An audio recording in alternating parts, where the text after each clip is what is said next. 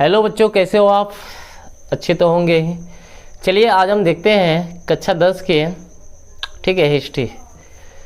रूस की क्रांति।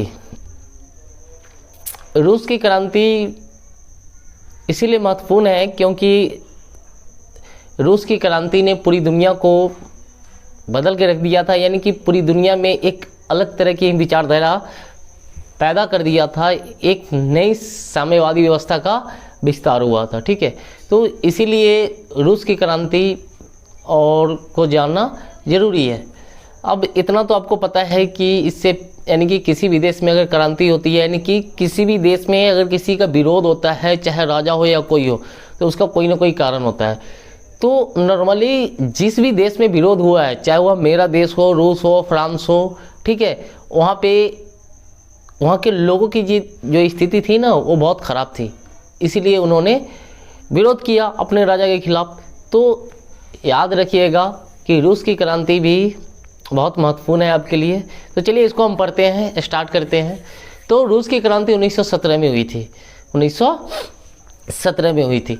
रूस के क्रांति के कारण, ठीक है, रूस के क्रांति के कारण। तो रूस के क्रांति के कारण बहुत सारे हैं। वहाँ के किसानों की स्थिति बहुत ख़राब थी, ठीक है। वहाँ पे सबसे पहले तो वहाँ पे औद्योगिक क्रांति। औद्योगिक क्रांति का मतलब आप समझ रहे हैं ना, कि जो बड़ी बड़ी जो मशीनें होती है ना, उसका वो और फैक्ट्रियाँ लगाना थोड़ा लेट से हुआ था।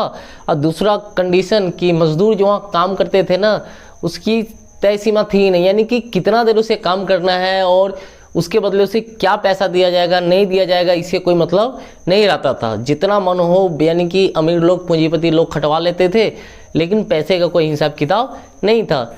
यानी कि ऐसा कहा जाए कि रूस के किसानों की स्थिति बहुत ख़राब थी, ठीक है।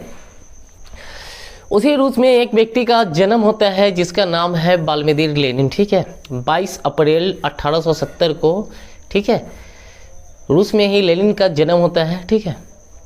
और वो जो लेनिन का जन्म होता है, यही व्यक्ति आगे चल के रूस के इतिहास को बदलता है। आखिर कैसे बदलता है पढ़ेंगे, ठीक है। इसका जो भाई था ना एक, उसको जार ने मरवा दिया था। यानी कि जब ये पढ़ लिख रहा था, जब ये जो लेनिन का जन्म हुआ, जन्म होने के बाद जब पढ़ने लिखने लगा, धीरे धीरे बड़ा हुआ। जब यह लेनिन की उम्र 17 साल की थी, तब इसके बड़े भाई अलेक्जेंडर, जिसका नाम था अलेक्जेंडर, वो जार ने देशद्रोही घोषित करके मरवा दिया, ठीक है। देखिए उस समय तक लेनिन के दिमाग में कुछ विशेष चल नहीं रहा था। लेनिन जो था ना, उसके दिमाग में उस समय तक कुछ भी नहीं चल रहा था। वो अपनी पढ़ाई लिखाई से मतलब रखता था।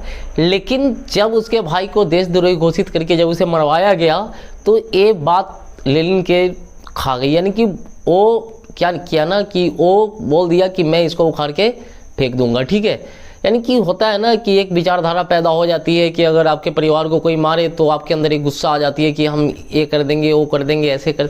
तो बहुत सारी विचारधारा है।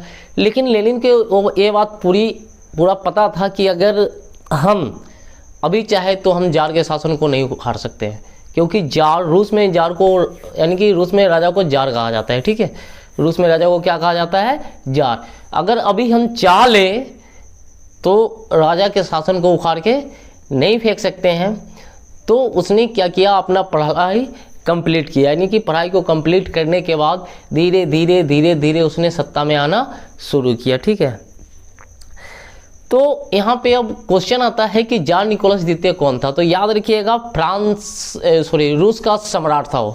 रूस का सम्राट, सम्राट का मतलब राजा, ठीक है। रास्पुटिन उनके गुरुजी थे, ठीक है। और जरीना उनकी वाइफ थी, ठीक है। जार निकोलस द्वितीय जो था ना, बहुत क्रूर शासक था। उसने कोई कसर नहीं छोड़ा था रूस को बर्बाद करने में, यानी कि रूस की जनता को बर्बाद करने में। रूस की जनता उससे परेशान थी क्योंकि काम बहुत ज़्यादा करवाता था, मजदूरी नहीं देता था, ठीक है। मजदूरी देता था तो काम कितना करवा रहा है, नहीं करवा रहा है उसे। अब बताइए कि कोई मजदूर अगर 16-16 घंटे काम कर रहा है, उसको आप 6 घंटे 7 घंटे का पैसा दीजिएगा, तो क्या उसका जीवन चलेगा? नहीं ना चलेगा। तो इसीलिए वहाँ के जनता ने क्रांति कर दी थी। अब यहाँ पे कुछ पॉइंट को नोट करना है कि रूस के क्रांति के तत्कालीन कारण क्या थे। तो एक चीज़ याद रखिएगा, प्रथम विश्व युद्ध चला था 1914 से 1918 तक और रूस की क्रांति हुई थी 1917 में। तो 1914 से 18 तक जो युद्ध चला था ना, उसमें रूस भी भाग लिया था, ठीक है। प्रथम विश्व युद्ध में हुआ क्या था कि रूस की अधिकतर सेनाएं मारी गई थी। अब अरे ससुरा हथियार रहेगा तब ना लड़ेगा।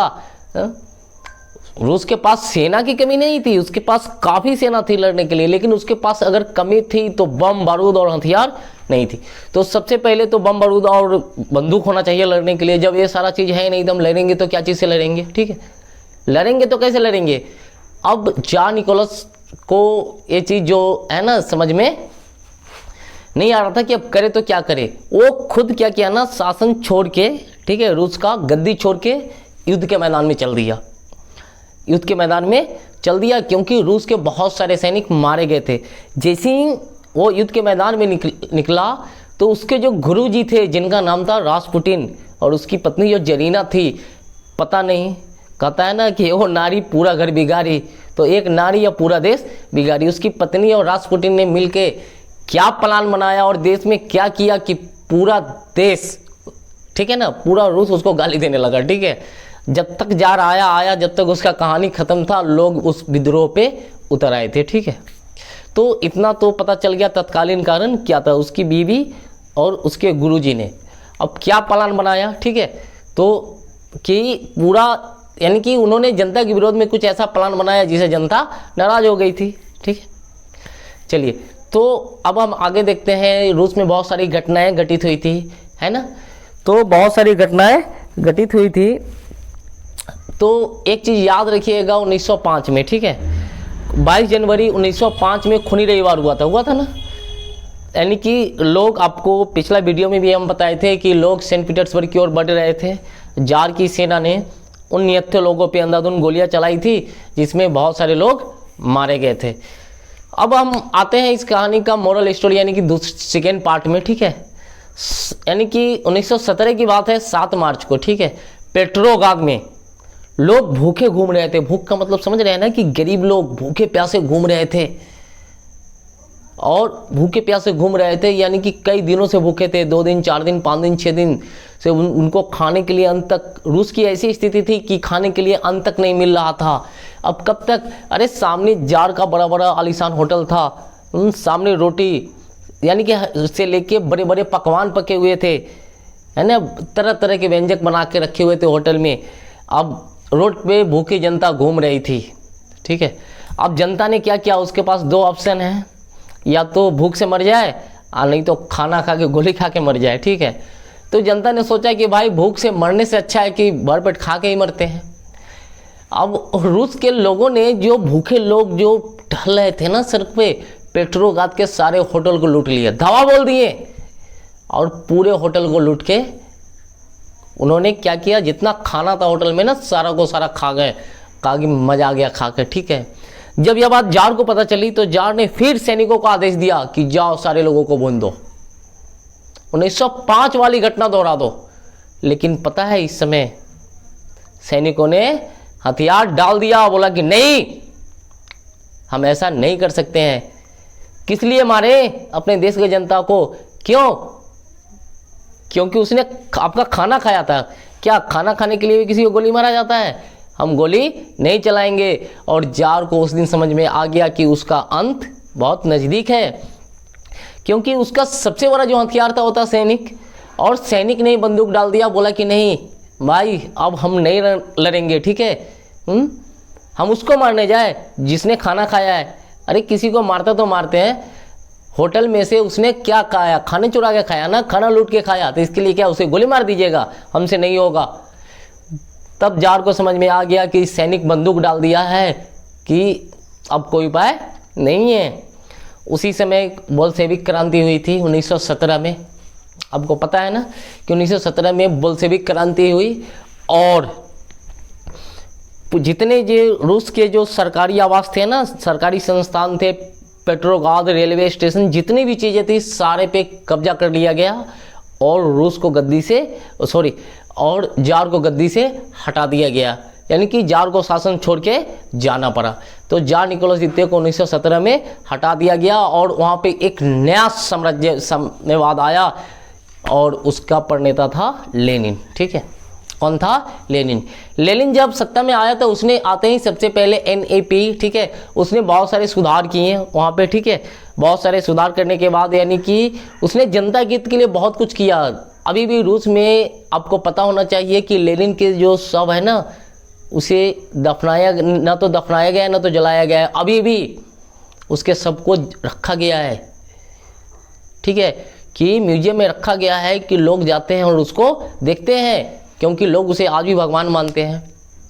उसने NAP यानी कि न्यू इकोनॉमिक पॉलिसी, रूस में नई आर्थिक नीति लाई थी। नई आर्थिक नीति यानी कि साम्यवाद की नई आर्थिक नीति लाई थी, जिसमें कहा गया था कि इसमें कुछ रूल थे। बोला गया कि किसान को अनाज के बदले, ठीक है ना, जो अगर हम ज़मीन दे रहे हैं किसान को अपना ज़मीन, तो अनाज के बदले हम उनसे पैसा नहीं लेंगे। ठीक है, सॉरी, अनाज के बदले उनसे हम पैसा लेंगे, अनाज नहीं लेंगे। ठीक है, अनाज के बदले क्या लेंगे? पैसा लेंगे, अनाज नहीं लेंगे, और अपने अनाज का उपयोग कहीं और करें। जितने भी सरकारी ज़मीनें थी सारी किसानों में बांट दी। जितने भी पूंजीपति के संपत्ति थे वो भी उसने क्या कर दिया कि दे दिया, बांट दिया। कहा कि जितना ज़रूरत है उतना ही संपत्ति रखिए, बाद बाकी आप गरीबों में बांट दीजिए। यानी कि पूरा बंदरवाट की तरह, यानी कि पूरा उसने संपत्ति को बांट दिया था गरीबों में। उसके बाद उसने वहाँ का पूंजीपति जो वर्ग था ना, धीरे धीरे उसको उसने ख़त्म किया और रूस का विकास होने लगा। 1924 में लेनिन की मृत्यु होती है। उसके बाद आता है स्टालिन। कौन आता है? स्टालिन, जिसे हम लौह पुरुष के नाम से भी जानते हैं। तो चलिए, इतिहास में स्टालिन का भी बहुत बड़ा महत्व है। सेकेंड वर्ल्ड वॉर में इसने अपनी ताकत दिखाई थी। लेनिन के सबको मरचुरी में यही रखवाया था, क्योंकि इनका मानना था कि आने वाली पीढ़ी इनको देखे और इनसे कुछ सीखे। और ये जो स्टालिन जो थे ना, इन्होंने भी बहुत सारे युद्ध किए थे रूस के लिए। यानी कि लेनिन का अधूरा काम पूरा करने वाले जो व्यक्ति थे ना, वो थे स्टालिन। ठीक है, तो चलिए, इतना चीज़ तो आपको जानकारी हो गया ना कि रूस में क्रांति के क्या कारण थे। ठीक है।